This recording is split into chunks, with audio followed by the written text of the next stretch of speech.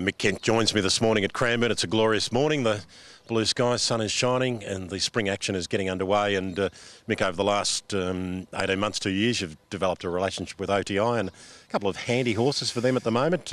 Probably top of the list is the Far Lap Stakes winner, Blackie. Yeah, no, he's interesting horse. He's he's got good ability, he's got good speed, he's got a good finish on him. We're not sure where he ends up in the spring, but he resumes on Saturday, and then we're going to probably nominate him for the Rupert Clark and into the Toorak is the way we'd like to go. I guess he's got to get a run in those races, but we're running on a 6-furlong race on Saturday, which is not normally his go, but we just had a bit of a hiccup earlier in the season, and it's put us behind a few weeks with him. So look forward to getting back to the races, and don't know where he could end up later on in the spring, but we think those big handicaps down the weights, those big handicaps, those big mile handicaps might be his go.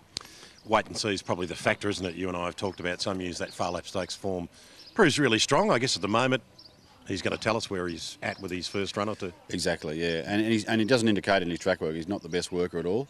You sort of got to niggle him, nag him in his races to get moving, and he responds. So he's quite a laid-back horse in his track work. But look, he's physically a bit better.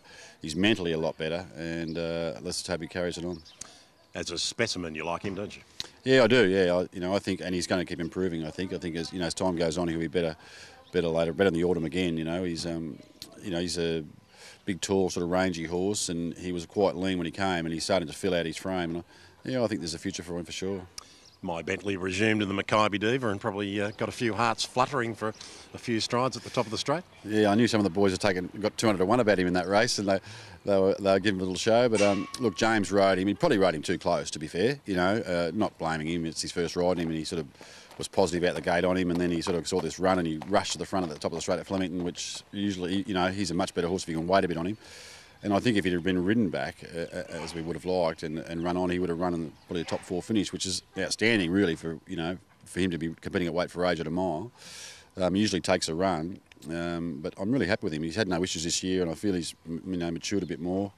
He'll go to Caulfield for a simple handicap in 3 weeks, and then on to the Cranbourne Cup, and then we don't know which way we'll go after that. His form will tell us, but there's lots of options for him, obviously, for the spring. And a nice filly from New Zealand, Victoria. What are the expectations with her? Yeah, now she lines up on Wednesday. Real staying filly, purely a staying filly. Probably take the B route into the Oaks if we can. She's here for the Oaks.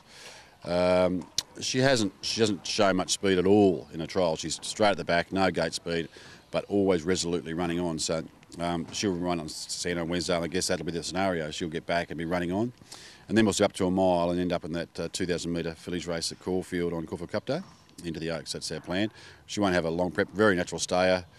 Not a lot of her, but got good, tough sort of staying filly. So, I'm looking forward to her when distances get longer.